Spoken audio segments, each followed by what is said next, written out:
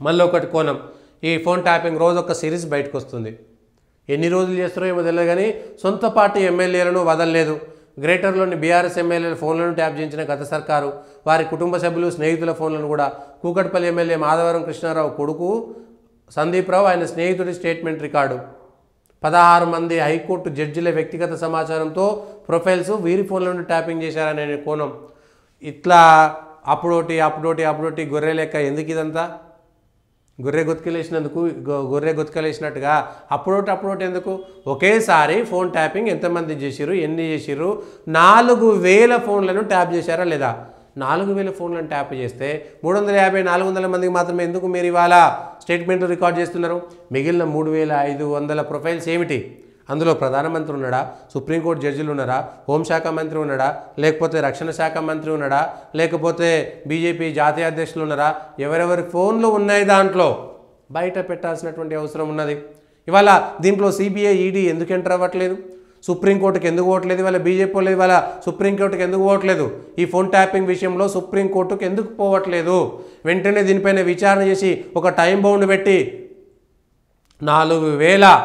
4000 వ్యక్తిగతమైనటువంటి ఫోన్లను రికార్డ్ చేయడం అనేటువంటిది దేశద్రోహం కిందకి వస్తుందా రాదా? ఒక జడ్జిలకు సంబంధించినటువంటి నిన్న మొన్న జడ్జిలకు సంబంధించిన వివరాలు వచ్చినాయి. ఎమ్మెల్యేలే, ఎంపీలే, కేంద్రానికి సంబంధించినటువంటి వాళ్ళే, గవర్నర్లకు సంబంధించినటువంటి ఫోన్లను కూడా ట్యాప్ చేయడం అనేటువంటిది రాజ్యాంగపరంగా సంక్షోభాన్ని క్రియేట్ చేయడం కోసమో దేశద్రోహం కిందికి వస్తుందా రాదా? మరి ఇప్పటిదాకా తెలంగాణలో ఉన్నటువంటి భారతీయ జనతా పార్టీ కానీ ఎందుకు దీనిపైన సుప్రీంకోర్టుకి వెళ్ళలేదు? ఎందుకు దీనిపైన హైకోర్టులోకి వెళ్ళలేదు? ఎందుకు దానిపైన కేసు వేయలేదు? ఎందుకు దానిపైన సిబిఐకి, ఎందుకు ఈడీకి, ఎందుకు విజిలెన్స్కి ఇప్పటిదాకా వేయలేదు? ఎందుకు వాళ్ళపైన కేసు వేయలేదు? ఎందుకు ఫిర్యాదు చేయలేదు? రాష్ట్రపతికి ఎందుకు ఫిర్యాదు చేయలేదు? ఇప్పటిదాకా రాష్ట్రపతికి ఎందుకు ఫిర్యాదు చేయలేదు? ఏం జరుగుతుంది ఇందులో? గూడు పుటాన్ ఏంటి అనేటువంటిది వస్తుంది. ఒక ఫోన్ రికార్డ్ చేయడం అనేటువంటిది భారత రాజ్యాంగం ప్రకారం మంచిది కాదు. భారత రాజ్యాంగం ప్రకారం చట్టరీత్యా నేరం. ఎవరిది? మీరు ఇవాళ ఫోన్ రికార్డ్ చేసిరు. ఒక గవర్నర్ ఫోన్ రికార్డ్ చేసిరు, ఒక జడ్జి ఫోన్ రికార్డ్ చేసిరు, ఒక ఎమ్మెల్యే ఫోన్ రికార్డ్ చేసిరు, వాళ్ళ కుటుంబ సభ్యుల ఫోన్లు రికార్డ్ చేసిరు. ఎవరెవరు ఫోన్లు రికార్డ్ చేసిరు? రికార్డు చేయడానికి ఎవరు కారణం? ఇవాళ ఎందుకు దీనిపైన మౌనం భరిస్తున్నారు? ఎందుకు మౌనం భరిస్తున్నారు? ఎందుకు మౌనంగా ఉన్నారు? ఈ విషయాలపైన స్పష్టత రావాల్సినటువంటి అవసరం ఉంది. రాష్ట్రపతికి ఎందుకు ఫిర్యాదు చేయడం లేదు? తెలంగాణలో ఉన్నటువంటి సర్కారు ఎందుకు అప్పుడింత సెలెక్టెడ్ లీక్లు ఇస్తున్నది? 450 పేర్లు ఎవరివి? 4500 పేర్లు ఎవరివి? 3500 పేర్లు ఎవరివి? అందులో ఎవరెవరు ఉన్నారు? ఎందుకో చాలా వింటే భయంకరమైనటువంటి నిజాలు బయటకు వస్తాయేమో. ఏ ఉగ్రవాదులో, నక్సలైట్లో ఫోన్లు రికార్డ్ చేసినటువంటి మీరు ఇవాళ దేశంలో ఉన్నటువంటి కీలకమైనటువంటి స్థానాల్లో ఉన్నటువంటి 16 మంది జడ్జిల వ్యక్తిగత సమాచారంతో ప్రొఫైల్స్ ఎందుకు పెట్టిరు? వాళ్ళ ఫోన్లు రికార్డ్ చేసిరా? రికార్డ్ చేసినటువంటి దాన్ని విచారణ పేరుతో ఉన్నటువంటి వాళ్ళని ఎన్నాళ్ళ పాటు విచారణ చేస్తారని వాళ్ళకు బెయిల్ వస్తున్నాయి. ఒక పక్కన వాళ్ళు బెయిల్ వచ్చిన తర్వాత వాళ్ళను నిందితులు ఎవరైనా మిగిలిన గత ప్రభుత్వంలో పనిచేసినటువంటి వాళ్ళను మేనేజ్ చేయరా?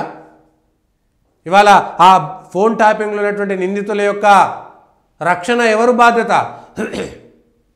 ఫోన్ ట్యాపింగ్లో ఉన్నటువంటి వాళ్లకు సంబంధించినటువంటి దానిపైన వాళ్ళకు రక్షణ ఇస్తారా?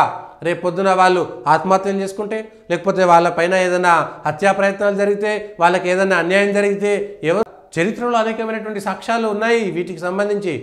వాళ్ళందరి జీవితాలకు రక్షణ ఉందా? వాళ్ళ ప్రాణానికి హాని ఉందా లేదా?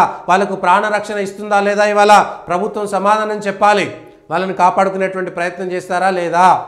వాళ్ళు పొద్దున్న లేస్తే వాళ్ళ పనుల కోసం బయటికి పోతారు. కాబట్టి ఎక్కడో నాకు అనుమానం మాత్రం కొడుతున్నది, ఏదో తేడా కనబడుతున్నది. వాళ్ళకు బెయిల్ వచ్చిన తర్వాత వాళ్ళు ప్రాణహాని ఉందనేటువంటి ఒక భయం మాత్రం కనబడుతున్నది. 400, 500 కాదు 4000 ఫోన్లను ట్యాప్ చేశారంటే ఆ వివరాలన్నీ బయటకు వస్తే ఏదో తేడా జరుగుతుందని ఏదో అనుమానం మాత్రం కలుగుతున్నది. ఆ అనుమానానికి సంబంధించినటువంటి దాన్ని మీరు ఏం చేస్తారు? ఇవాళ రాష్ట్ర ప్రభుత్వం సమాధానం చెప్పాలి. బెయిల్ ఇచ్చినటువంటి కోర్టులు కూడా సమాధానం చెప్పాల్సినటువంటి అవసరం మాత్రం ఉన్నది. సమాధానం చెప్పాలి, కోర్టులు సమాధానం చెప్పాలి, రాష్ట్ర ప్రభుత్వం కూడా సమాధానం చెప్పాల్సినటువంటి అవసరం ఉన్నది. ఆ ఫోన్ ట్యాపింగ్ సంబంధించినటువంటి నిందితుల యొక్క ప్రాణాలకు రక్షణ ఉందా లేదా? ఒక రకమైనటువంటి భయం ఉంది. దయచేసి గౌరవ హైకోర్టు, సుప్రీంకోర్టు, ప్రభుత్వాలు దీనిపైన జాగ్రత్తగా ఉండకపోతే ఏదో తేడా కొట్టేటువంటి అవకాశం మాత్రం కనబడుతున్నది. ఇది నాకు సంబంధించినటువంటి అనుమానం మాత్రమే.